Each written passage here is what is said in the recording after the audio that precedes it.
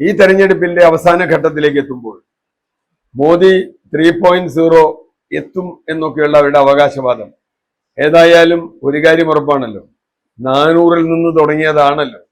400 എന്ന വാക്ക് ഇപ്പൊ പറയുന്നില്ല. ഒരുപക്ഷെ ഒരു തെരഞ്ഞെടുപ്പ് വിഷയം എന്ന നിലയ്ക്ക് 400-നെ കുറിച്ച് പറഞ്ഞതാവുമെന്ന് വാദിക്കാം. പിന്നെ ഏത് തെരഞ്ഞെടുപ്പിലും ഏറ്റവും തോൽക്കുന്ന സ്ഥാനാർത്ഥി പോലും താൻ ജയിക്കാനാണ് മത്സരിക്കുന്നത് എന്ന് പറയും. അത് വളരെ കൃത്യമായൊരു കാര്യമാണ്. പക്ഷേ കാര്യങ്ങൾ അത്ര പന്തിയല്ല എന്നാണ് ഇതുവരെ കിട്ടുന്ന വിവരങ്ങൾ സൂചിപ്പിക്കുന്നത്. കാരണം പല സംസ്ഥാനങ്ങളിലും അവർക്ക് വേണ്ടത്ര മുന്നോട്ട് പോകാൻ കഴിഞ്ഞിട്ടില്ല എന്ന റിപ്പോർട്ടുകൾ നമുക്ക് കിട്ടുന്നുണ്ട്. പ്രത്യേകിച്ചും BJP ഏറ്റവും നിർണായകമായി കാണുന്ന UP-യും ബീഹാറും മഹാരാഷ്ട്രയും മധ്യപ്രദേശും അടക്കമുള്ള സംസ്ഥാനങ്ങൾ. ഇതിൽ മധ്യപ്രദേശിനെ കുറിച്ചോ ഗുജറാത്തിനെ കുറിച്ചോ അവർക്ക് വലിയ വേവലാതി ഉണ്ടാവേണ്ട കാര്യമില്ല എന്നാണ് ഞാനിപ്പോഴും കരുതുന്നത്. പക്ഷേ UP-യുടെ പല ഭാഗങ്ങൾ, ബീഹാർ ഏതാണ്ട് പൂർണ്ണമായും, അതുപോലെ രാജസ്ഥാൻ, ദില്ലി, ഹരിയാന, പഞ്ചാബ്, ബംഗാൾ, ഇത്രയും സ്ഥലങ്ങളിൽ, മഹാരാഷ്ട്ര അടക്കമുള്ള സ്ഥലങ്ങളിൽ വലിയ തോതിലുള്ള തിരിച്ചടികൾ ഉണ്ടായാൽ ഭരണം കിട്ടും എന്ന് പറയാവുന്ന 3.0 എന്നത് അത്ര ലളിതമാവില്ല എന്നാണ് ഞാൻ കാണുന്നത്. എങ്ങനെയെങ്കിലും ആരെയെങ്കിലും പണം കൊടുത്തു വാങ്ങിയോ അല്ലെങ്കിൽ അങ്ങനെയൊക്കെ ഭരണം ഉണ്ടാക്കുന്ന ഒരു രീതി അവർക്ക് നന്നായിട്ട് അറിയാം. പല സംസ്ഥാനങ്ങളിലും അവർ ചെയ്തിട്ടുണ്ട്. അത് ഇവിടെ പ്രയോഗിക്കുമെന്ന ധൈര്യമാണോ മോഡിക്കുള്ളത് എന്ന് എനിക്കറിയില്ല.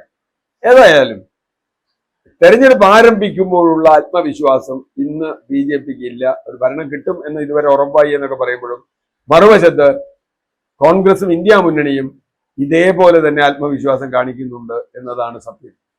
പ്രത്യേകിച്ചും UP പോലുള്ള സംസ്ഥാനത്ത് വലിയ തോതിലുള്ള വ്യത്യാസമുണ്ടാകും എന്നൊരു തോന്നൽ ജനങ്ങൾക്ക് വന്നിട്ടുണ്ട്.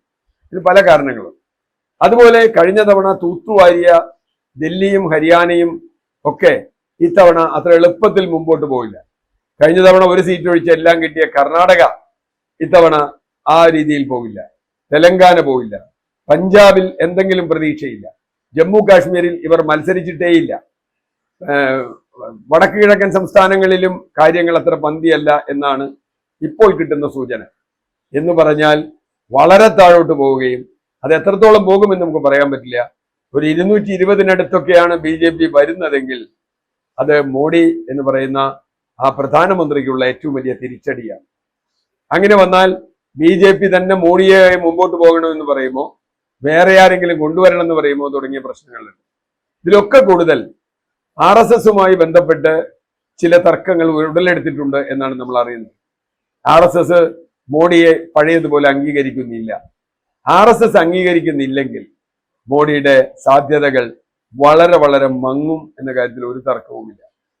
അതുകൊണ്ട് തന്നെ ഇപ്പോഴത്തെ ഒരു അവസ്ഥ വെച്ച് ഒരു ബാലൻസ്ഡ് ആയ പാർലമെന്റ് വരാനാണ് സാധ്യത.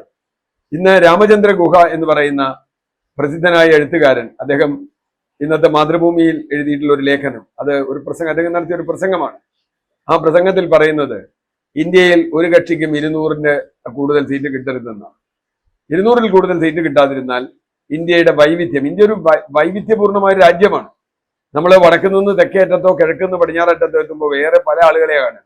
വന്യരാജ്യത്ത് പോയതിനേക്കാൾ വ്യത്യസ്തമാണ് നമ്മുടെ ഭാഷ, സംസ്കാരം, ഭക്ഷണം, വസ്ത്രം, ആചാര രീതികളൊക്കെ. അത് മതത്തിനേക്കാൾ അപ്പുറത്ത് പ്രാദേശികത പ്രധാനമാവുന്ന സ്ഥലമാണ്. അങ്ങനെ വരുമ്പോൾ ഒരു ഉറച്ച ഫെഡറൽ ഭരണം ഇന്ത്യയിൽ ഉണ്ടാകണമെങ്കിൽ ഒരു വലിയൊരു ഭൂരിപക്ഷത്തിലുള്ള ഒരു കേന്ദ്ര സർക്കാർ ഉണ്ടായിക്കൂടാ എന്നതാണ് അദ്ദേഹം പറഞ്ഞൊരു അഭിപ്രായം. ഞാൻ ആ അഭിപ്രായത്തോട് ഒരു പരിധിവരെ യോജിക്കുന്ന ആളാണ്. അതിന് കാരണം ഈ രാജ്യം പലതരത്തിൽ നമുക്കറിയാം, 1991 മുതൽ 2014 വരെ ഈ രാജ്യത്ത് പല കക്ഷികൾ ഭരിച്ചിട്ടുണ്ട്, പല രൂപത്തിലുള്ള മുന്നണികൾ ഉണ്ടായിട്ടുണ്ട്. അതുകൊണ്ട് ഇന്ത്യക്ക് വലിയൊരു ദോഷമുണ്ടായി എന്നൊന്നും ഞാൻ കാണുന്നില്ല.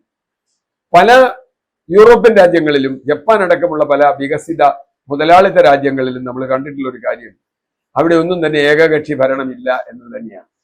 അവിടെയൊക്കെ തന്നെ മുന്നണി ഭരണങ്ങളാണുള്ളത്. അത് വളരെ, കേരളം പോലൊരു സ്ഥലത്തെ മുന്നണി ഭരണം എത്ര കൊല്ലമായി നമ്മൾ നടത്തുന്നു. അപ്പോ ഇന്ത്യയിലും വ്യത്യസ്ത വിഭാഗങ്ങൾക്ക് പ്രാതിനിധ്യമുള്ള ഒരു മുന്നണി ഭരണം ഇന്ത്യയിൽ ഉണ്ടാവുകയാണെങ്കിൽ ഇന്ത്യക്ക് അത് ഗുണകരമാവും. ഏകകക്ഷി ഭരണമുള്ള പാകിസ്ഥാനും ബംഗ്ലാദേശും അതുപോലെയുള്ള ശ്രീലങ്കയും പോലെയുള്ള രാജ്യങ്ങളൊന്നും നമുക്ക് മാതൃകയാക്കാൻ പറ്റില്ലല്ലോ. നേരെ മറിച്ച് മുതലാളിത്ത വികസിത രാജ്യങ്ങൾ, പാശ്ചാത്യ രാജ്യങ്ങളാണ് വേണമെങ്കിൽ ജനാധിപത്യത്തിന്റെ മാതൃക.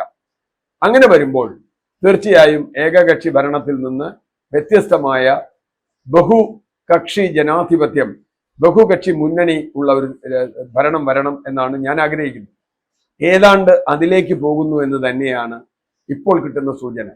കൃത്യമായി ഓരോരുത്തർക്കും എത്ര സീറ്റ് കിട്ടും എന്നൊക്കെ ഒരുപക്ഷെ ഈ ജൂൺ 1-ാം തീയതിയിലെ തെരഞ്ഞെടുപ്പ് കഴിയുമ്പോൾ നമ്മുടെ പ്രമുഖ ചാനലുകൾ അവരുടെ വീണ്ടും എക്സിറ്റ് പോൾ ഫലം പുറത്തുവിടും എന്ന് പറയുന്നു. അങ്ങനെ വന്നാൽ അത് വളരെ കൃത്യമായും നമുക്ക് കുറെ സൂചനകൾ നൽകും. എന്തായാലും ജൂൺ 4-ാം തീയതി വൈകുന്നേരമാവുമ്പോഴേക്കും ഇന്ത്യയുടെ ഭാവി എവിടെയാണ് എന്നറിയാം. അതുവരെ നമുക്ക് ഊഹിച്ചുകൊണ്ടേയിരിക്കാം.